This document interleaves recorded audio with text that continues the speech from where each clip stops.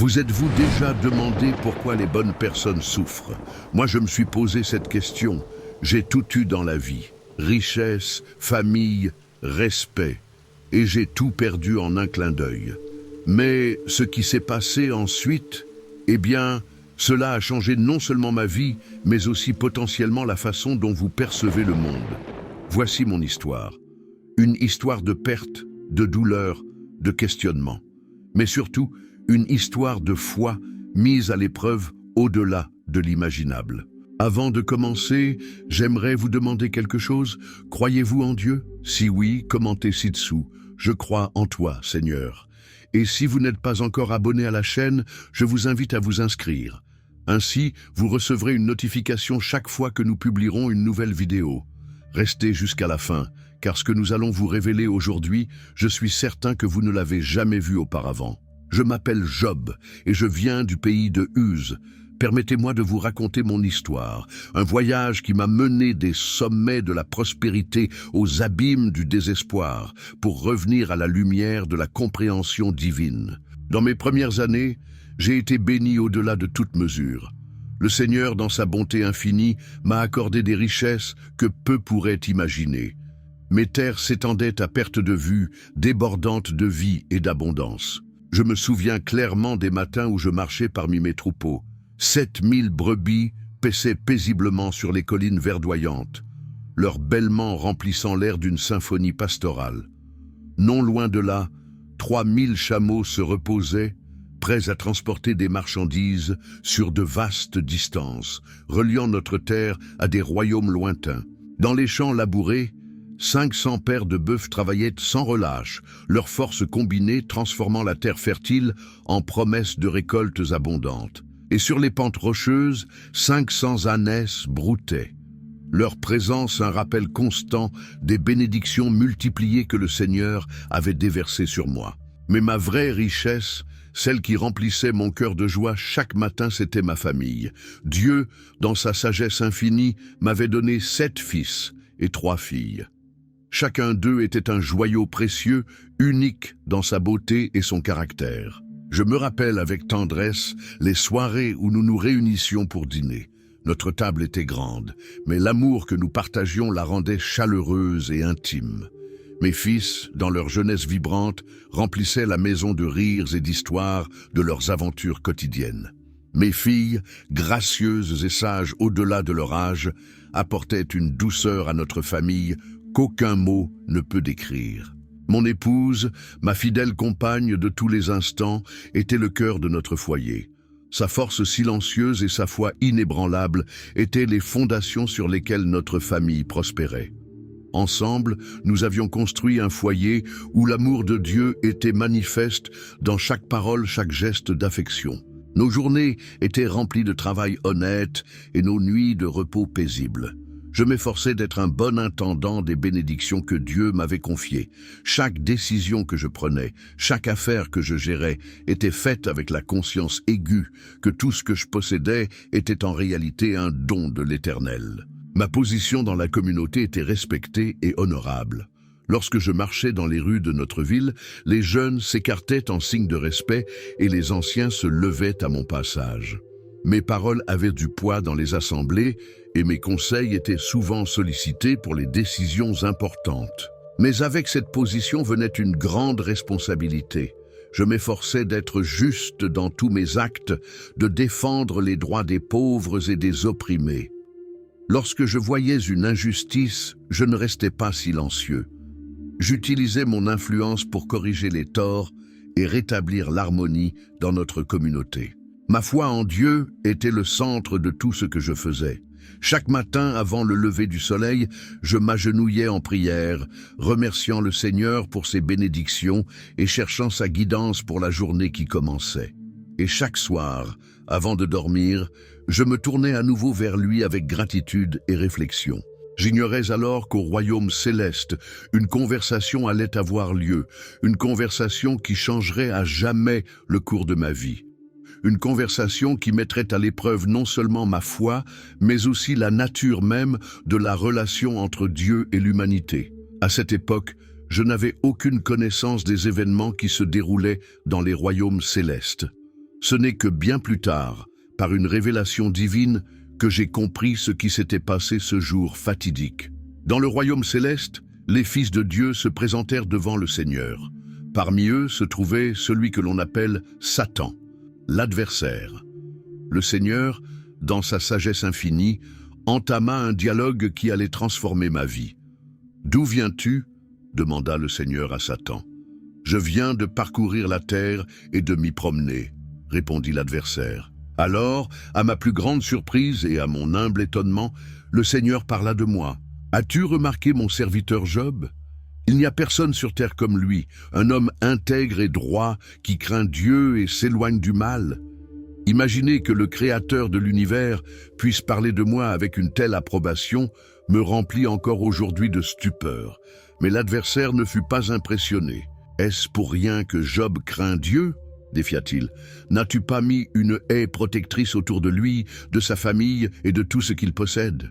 Tu as béni le travail de ses mains et ses troupeaux couvrent tout le pays. Mais étends ta main et touche à tout ce qu'il possède et il te maudira en face. » Ces paroles, bien que je ne les ai pas entendues à ce moment-là, résonnent en moi jusqu'à aujourd'hui. L'adversaire remettait en question non seulement ma foi, mais aussi la nature même de la relation entre Dieu et l'humanité. Il insinuait que ma dévotion n'était qu'une réponse aux bénédictions matérielles que j'avais reçues. Ce qui suivit me fait encore trembler. Le Seigneur, dans sa sagesse insondable, permit à l'adversaire de me tester. « Soit, dit le Seigneur, tout ce qu'il possède est entre tes mains, seulement ne touche pas à sa personne. » À cet instant, sans que je le sache, ma vie allait changer radicalement. J'étais sur le point d'entamer un voyage de perte, de douleur, et finalement, de compréhension plus profonde de ce que signifie véritablement faire confiance à Dieu. C'était un jour comme un autre. Le soleil s'était levé sur les plaines d'Uz et je supervisais les travaux dans mes terres. La paix de la matinée fut soudain interrompue par l'arrivée d'un serviteur, courant vers moi, le visage marqué par la terreur. « Maître Job !» cria-t-il presque à bout de souffle. « Une terrible calamité est arrivée. » Mon cœur se serra. « Calme-toi, dis-je, essayant de garder mon sang-froid. Que s'est-il passé ?» Le serviteur, encore haletant, commença à raconter. Les bœufs labouraient et les ânesses paissaient près d'eux quand les Sabéens ont attaqué et les ont emmenés. Ils ont passé les serviteurs au fil de l'épée et je suis le seul à m'être échappé pour te le dire. À peine avais-je eu le temps d'assimiler cette nouvelle choquante qu'un autre serviteur arriva en courant. « Un feu est tombé du ciel et a brûlé entièrement les brebis et les serviteurs !» cria-t-il, la peur évidente dans sa voix. « Je suis le seul à m'être échappé pour te le dire. » Mon esprit vacillait. Comment cela pouvait-il arriver? Avant que je ne puisse formuler une réponse, un troisième messager arriva. Les Chaldéens, formant 3 groupes, ont attaqué les chameaux et les ont emmenés, rapporta-t-il en tremblant. Ils ont tué les serviteurs, et je suis le seul à m'être échappé pour te le dire. J'étais abasourdi. En quelques instants, une grande partie de ma richesse avait été détruite ou volée, mais le pire était encore à venir. Un 4e serviteur arriva et ses mots glacèrent mon sang. « Tes fils et tes filles faisaient un festin dans la maison de ton fils aîné, » commença-t-il, la voix tremblante d'émotion. Soudain, un vent très violent venu du désert a frappé les 4 coins de la maison. Elle s'est effondrée sur eux, et ils sont tous morts. Je suis le seul à m'être échappé pour te le dire. À cet instant, j'eus l'impression que le monde entier s'était écroulé sur moi. Mes fils, mes filles, tous morts. La douleur que je ressentis dépassa tout ce que j'avais jamais vécu ou imaginé. Au milieu de mon angoisse, je me suis levé. J'ai déchiré mes vêtements en signe de deuil profond. J'ai rasé ma tête, exprimant ainsi ma désolation totale. Et puis, dans un acte qui m'a moi-même surpris, je me suis prosterné à terre pour adorer. Les paroles qui sont sorties de ma bouche à ce moment-là venaient des profondeurs de mon âme. Nu, je suis sorti du ventre de ma mère, et nu, j'y retournerai. L'Éternel a donné, l'Éternel a repris, que le nom de l'Éternel soit loué.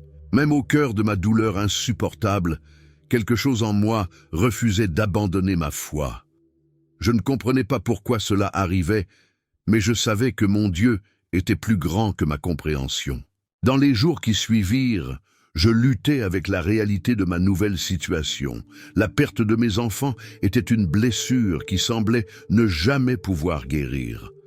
Chaque recoin de ma maison, désormais vide et silencieuse, était un rappel douloureux de ce que j'avais perdu. Ma femme, dans sa propre douleur, peinait à comprendre.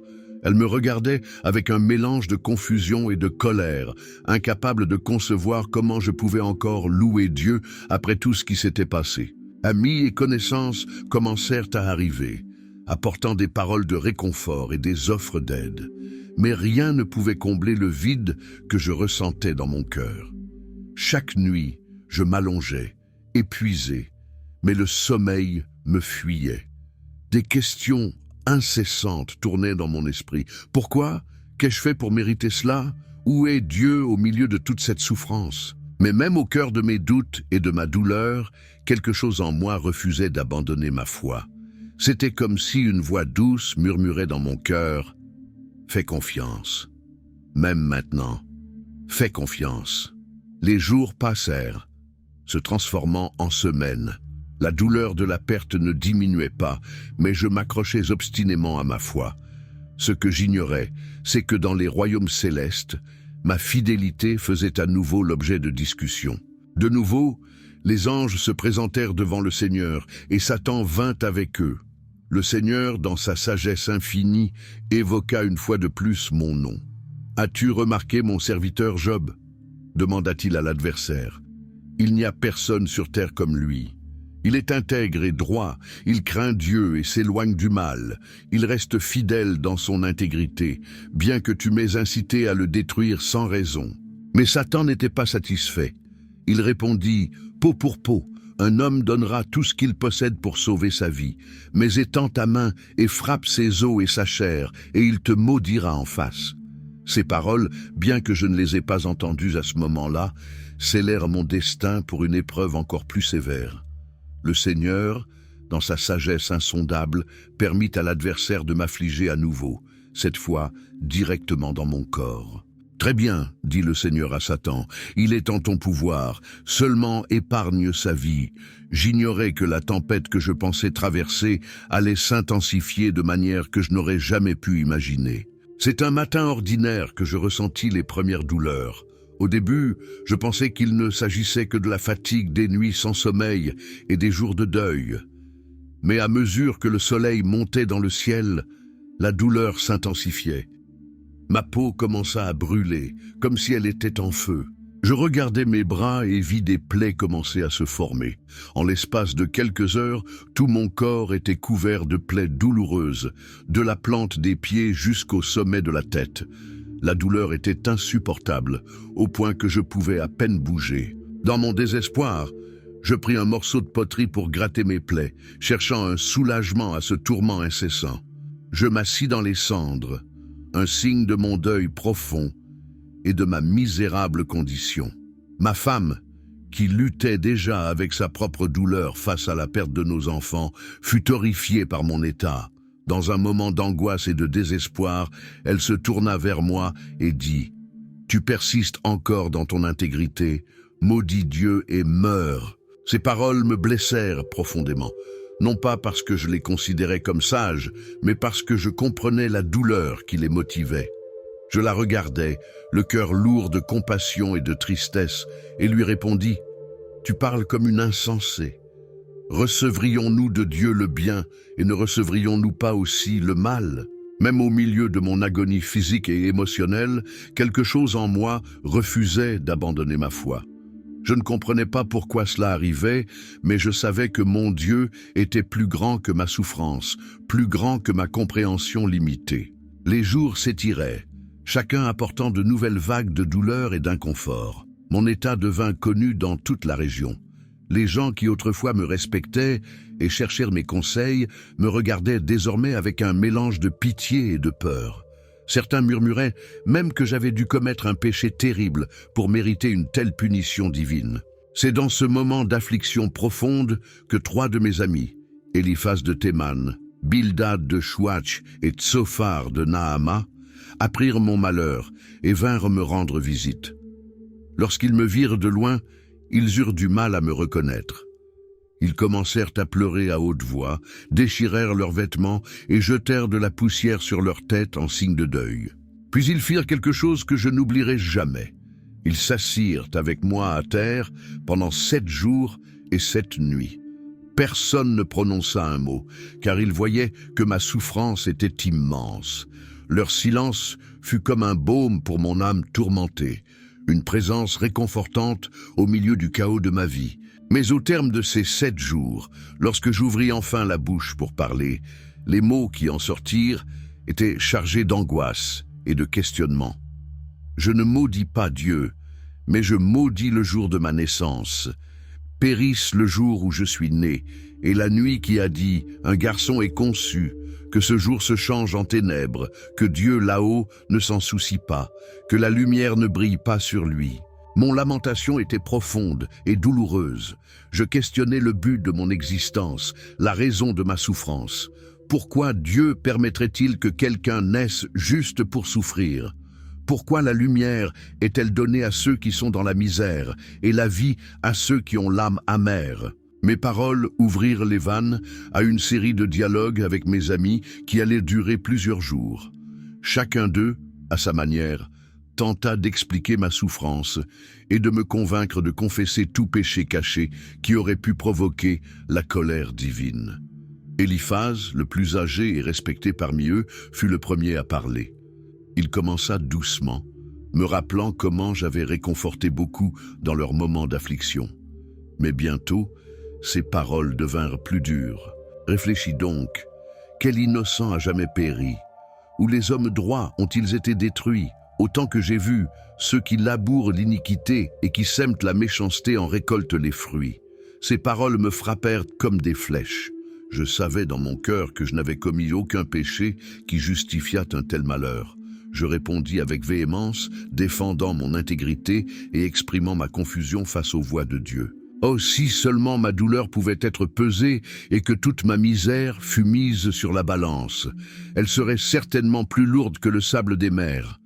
Voilà pourquoi mes paroles sont impulsives. Le débat continua, avec Bildad et Tsophar offrant à leur tour leurs opinions. Chacun, à sa manière, insistait sur le fait que ma souffrance devait être la conséquence d'un péché ou d'une faute de ma part. Ils soutenaient que Dieu est juste et qu'il ne punirait pas un homme innocent. Mais leurs paroles, bien qu'animées de bonnes intentions, n'apportaient aucun réconfort.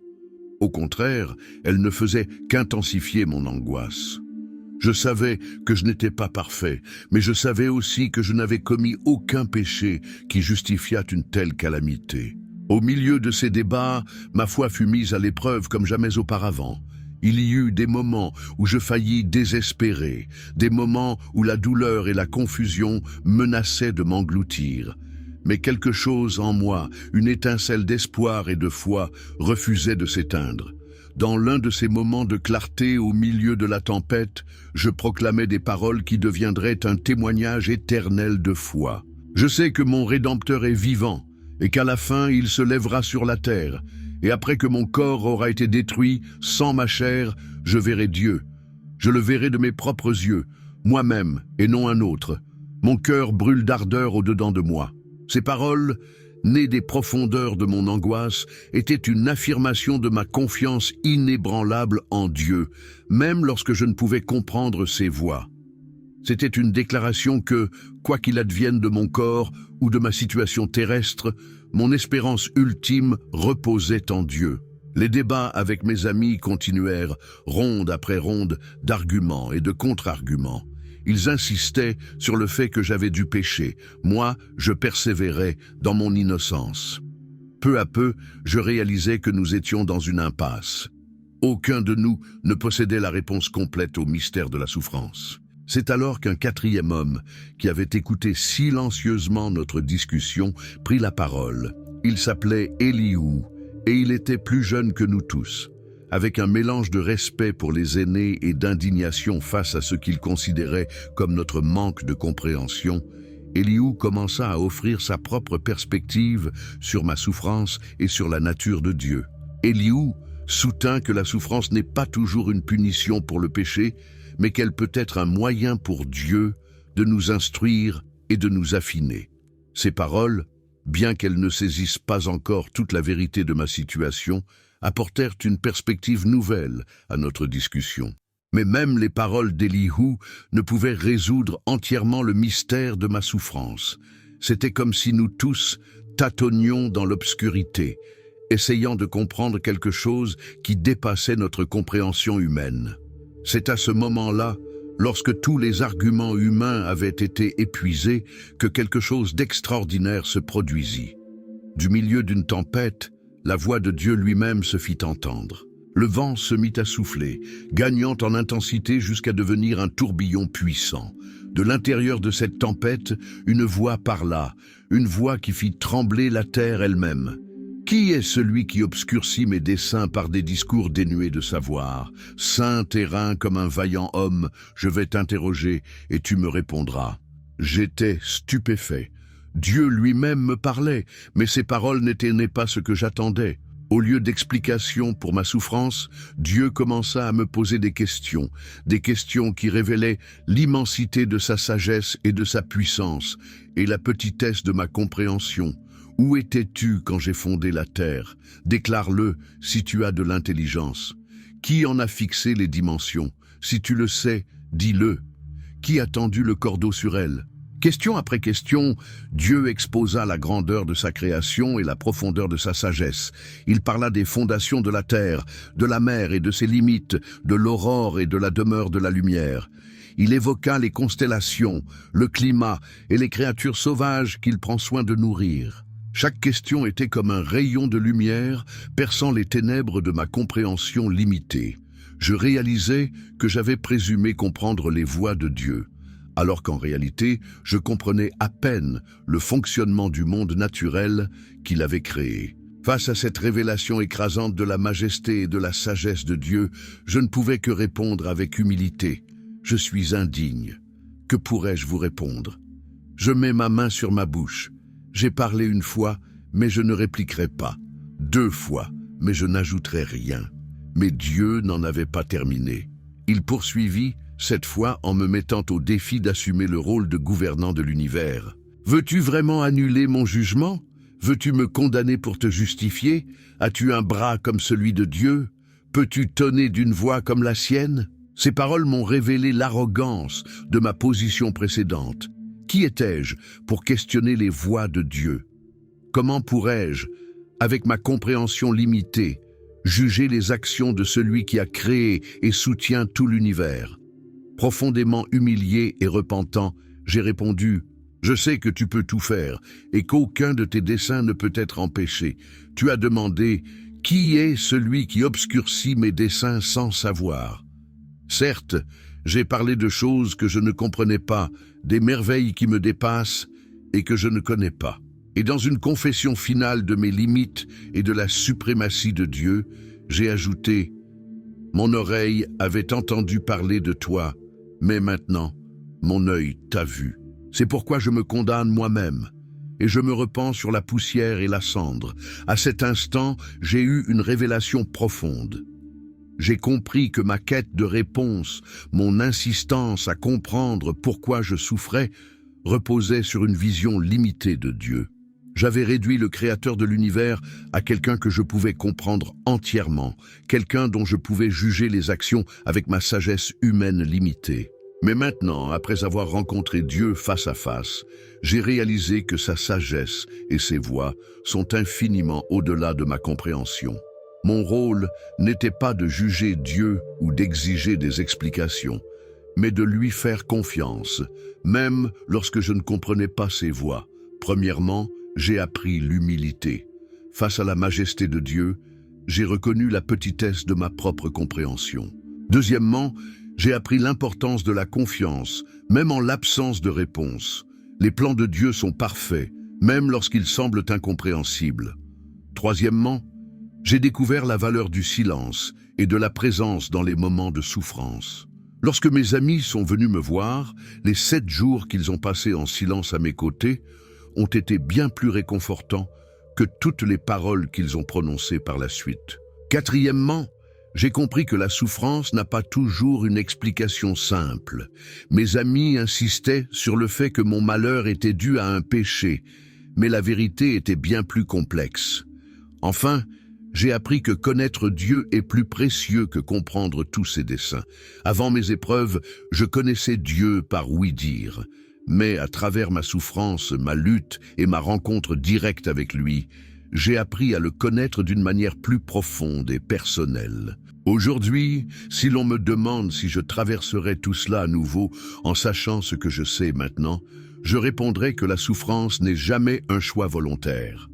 Cependant, je reconnais que, par cette épreuve, ma foi a été purifiée comme l'or dans le feu. Mon histoire n'est pas un manuel pour surmonter le malheur, ni une réponse définitive à la question de pourquoi les justes souffrent. C'est un témoignage de la fidélité de Dieu, même dans les ténèbres les plus profondes, et un rappel que notre compréhension est limitée, mais que l'amour et la sagesse de Dieu sont infinis. Que mon témoignage soit un encouragement à ceux qui traversent des épreuves, qu'il leur rappelle qu'ils ne sont pas seuls dans leur souffrance, qu'il y a un Dieu qui les voit et les aime, même lorsqu'ils semblent distants, et qu'il les inspire à tenir ferme dans leur foi, sachant qu'au final, comme je l'ai découvert, faire confiance à Dieu en vaut toujours la peine.